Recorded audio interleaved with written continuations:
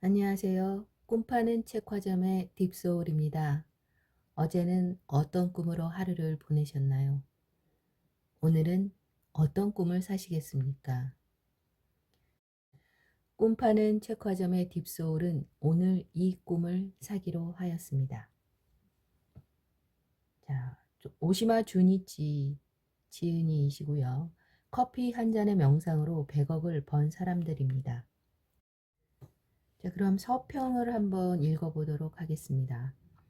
들어가며 소망을 이루려면 당신의 잠재의식을 활용하라. 제가 머피 박사의 저서를 처음 보게 된 것은 25살쯤 되었을 때입니다. 당시 영국에서 유학 생활을 하던 저는 우연히 서점에 들렀다가 당신도 부자가 될 수 있다라는 책을 보게 되었습니다. 가벼운 마음으로 한 장, 두 장 페이지를 넘기던 중 뭔가 제 마음에 강하게 와닿는 것이 있었습니다. 그 즉시 책을 구입한 저는 한 권 전체를 단숨에 읽었고 당시에 느꼈던 감동은 지금도 잊히지 않습니다. 그 후에도 하루에 두세 페이지씩 천천히 되풀이해서 읽었고 런던에 머무는 동안에만 모두 5회에서 6회 정도 읽었던 것으로 기억됩니다. 그러던 중에 저는 제가 오랫동안 탐구하고자 했던 것, 또 막연하게나마 예지했던 일들이 우주의 진리라는 것을 확신하기 시작했습니다. 그 후에도 저는 동서양의 철학서적과 종교서적을 탐독하면서 모두 하나의 진리를 지향하고 있음을 깨달았습니다. 제가 학문을 넘어 인생의 진리를 탐구하는 데에는 이유가 있었습니다. 성 바울은 신의 출현을 통해 루터는 친구가 벼락에 맞아 죽는 것을 보고 종교에 깊이 빠져들었지만 평범한 저로서는 그와 같이 드라마틱한 일은 경험하지 못했습니다. 하지만 평범한 사람의 경험이 오히려 많은 사람들의 인생에 참고가 되지 않을까 생각합니다. 제 머릿속에는 늘 품고 있던 의문점 한 가지가 있었습니다. 그것은 양심적이고 성실하고 머리가 좋다고 해서 반드시 성공하거나 행복하게 사는 것은 아니다. 대체 그 이유가 무엇일까? 라고 말입니다. 개인적인 예를 들어보면 제 아버지께서는 성실하지 못하고 무능력했지만 스스로는 행복한 일생을 보내셨습니다. 반면에 어머니는 온순하고 정직했으며 근면하게 사셨지만 하루도 편안한 날이 없이 일생을 병으로 고생하시다가 돌아가셨습니다. 형제를 봐도 정직하고 인품이 좋다고 해서 반드시 성공하고 행복하게 사는 것은 아니었습니다. 또 고등학교 시절에 수재였던 친구들이 반드시 공부로 성공한 것도 아니고 부유하다고 해서 반드시 만족스러운 생활을 하고 있지도 않습니다. 그렇다면 세상이 너무 불공평한 것이 아닌가 하는 생각도 들었습니다. 저는 학창 시절에 이러한 의문점들에 대해서 철학 교수에게 물었습니다. 교수는 이 세상은 올바른 자, 의로운 자가 반드시 행복하진 않다는 모순을 갖고 있다. 그렇기 때문에 사후세계가 있어야 마땅하고 주장하는 가장 유력한 증거다. 라고 대답했습니다. 또 칸트였는지 괴테였는지 확실하지 않지만 한 철학자의 말을 인용하여 올바른 자가 얼마나 불행하게 사는가만 봐도 사후 심판이 있는 것이 확실하다. 라는 말도 덧붙였습니다. 저는 교수의 말을 그런대로 이해는 했습니다. 하지만 정의로운 사람이 왜 복을 누리거나 행복하게 살 수 없는 것일까 하는 의문은 풀리지 않았습니다. 그 후 다윈이 학문으로 성공하는 것은 머리가 좋고 나쁜 것보다는 마음의 문제다 라고 말한 사실을 알았을 때 저는 한 줄기의 빛을 본 느낌이었습니다. 진화론을 실증한 인류 최고의 두뇌의 소유자 다윈도 대학을 졸업할 때까지 학교 성적이 몹시 부진하자 아버지는 여동생이 차라리 남자였으면 좋겠다 라고 말할 정도였다고 합니다. 다윈의 말 가운데 학문, 이란 말을 인생 혹은 일이란 말로 바꿔보면 인생의 성공은 머리가 좋고 나쁨의 문제보다 마음가짐에 달렸다라고 말할 수 있습니다. 여기에서 마음가짐은 성실하라, 정직하라, 근면하라, 강한 의지를 가져라 등의 수양이나 도덕적 가르침과는 분명히 별개의 것입니다. 저는 우주 전체를 정신으로 보는 라이프니츠 이후의 독일 철학에 깊은 관심을 가졌습니다. 그리고 그 정신을 프로이드, 융 이후에 잠재의식학과 결부시키면 실천 가능한 철학적 세계관이 생기지 않을까 하는 생각을 갖기 시작했을 때 머피 박사의 책을 보게 되었습니다. 당시의 유학생은 돈벌이에 관한 책을 읽어서는 안 된다는 생각이 지배적이었습니다. 그러나 저는 앵글로색슨인, 즉 영국과 미국 등 영어권 국민이 세계를 지배하게 된 것은 부에 관한 사고방식이 그만큼 앞섰기 때문이 아닐까 생각해서 그들의 치부술에 대해 관심을 갖고 있었습니다. 그런 의미에서 머피 박사가 쓴 당신도 부자가 될 수 있다는 사람의 마음가짐에 대한 가장 깊이 있고 실천적인 책이었습니다. 저는 이 책과 저자를 발견한 것이 너무나 기뻤습니다. 저는 몹시 가난한 환경 속에서 대학을 나왔습니다. 지능 지수도 중상 정도였고 초등학교나 중학교 성적도 중간이었습니다. 건강도 선천적으로 나빠 초등학교 때는 체육 시간에도 자주 빠지는 학생이었습니다. 돌이켜보면 제가 일본에서 대학과 대학원을 졸업하고 유학이 어려웠던 시절에 유럽까지 가서 대학을 다니고 또다시 미국으로 건너가서 학위를 받을 수 있었던 것은 기적이라고밖에 할 수 없습니다.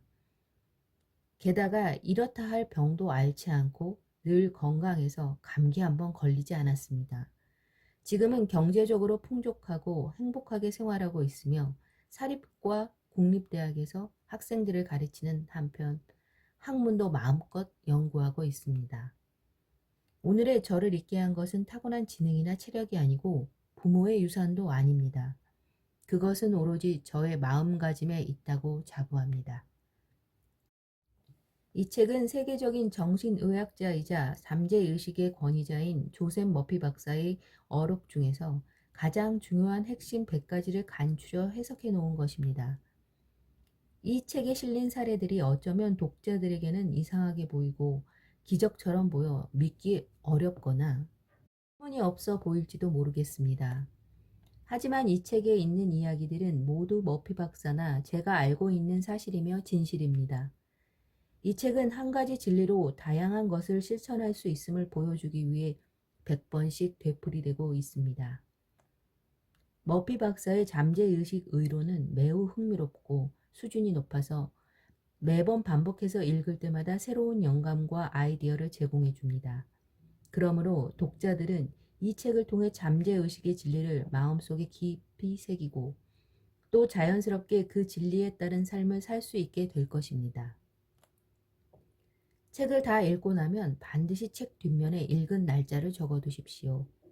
당신은 매번 읽을 때마다 새로 태어나는 기분을 맛볼 수 있을 것입니다. 그리고 이 책을 20회 정도 되풀이해서 읽었을 때 당신은 정신적으로나 물질적으로나 전보다 훨씬 발전되고 향상되었음을 분명히 느낄 수 있을 것입니다. 독자 여러분은 다양한 직업과 각양각색의 소원을 가지고 계시겠죠. 아무리 소망이 특이하거나 대단한 것이라도 잠재의식을 활용하면 소망은 반드시 실현됩니다. 당신도 나날이 발전하고 성장하는 사람들 중 한 사람이 될 수 있습니다.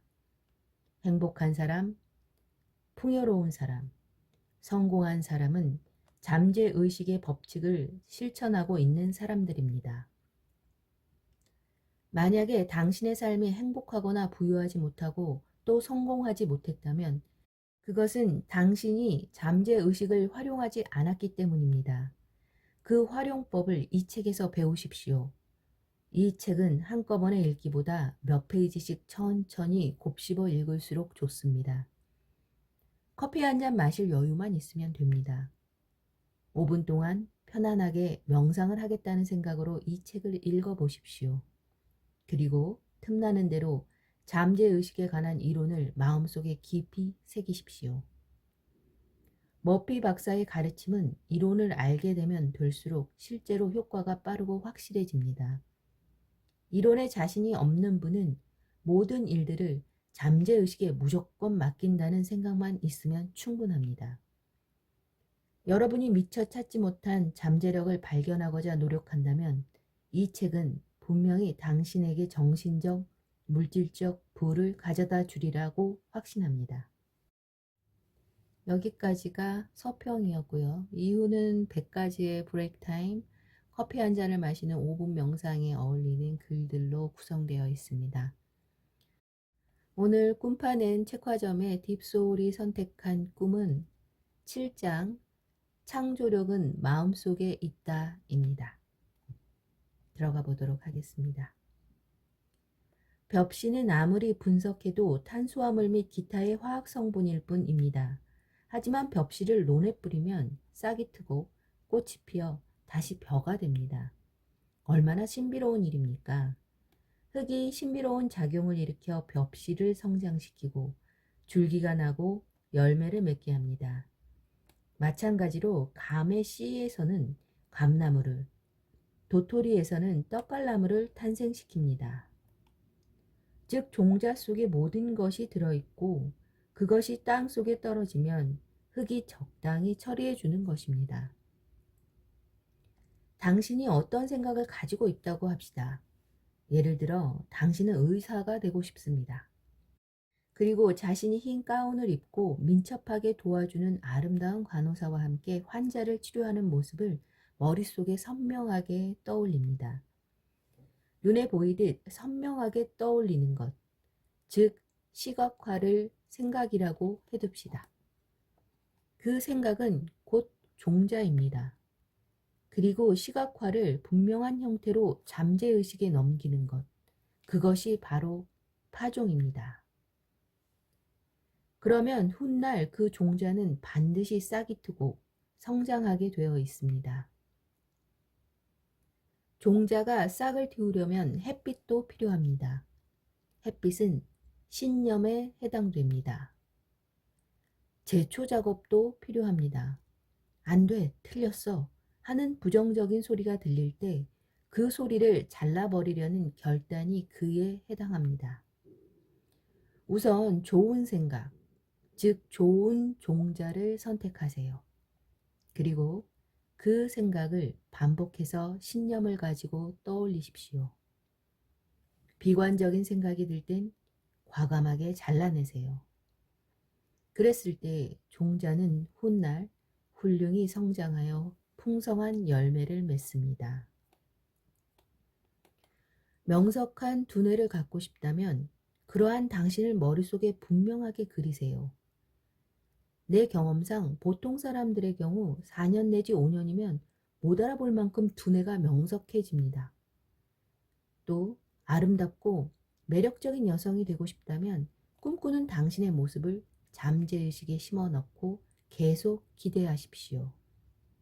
천천히 그러나 확실하게 당신의 외모까지 변화시켜 놓을 것입니다.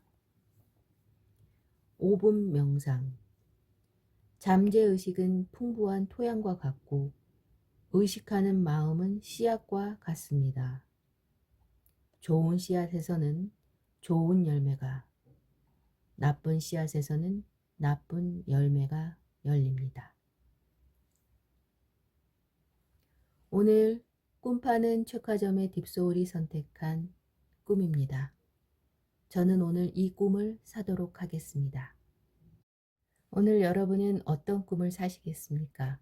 저와 함께 이 꿈을 같이 사시겠습니까? 오늘 하루도 이 꿈과 함께 평온하고 행복한 하루 되시길 바라겠습니다. 꿈파는 책화점의 딥소울이었습니다. 감사합니다.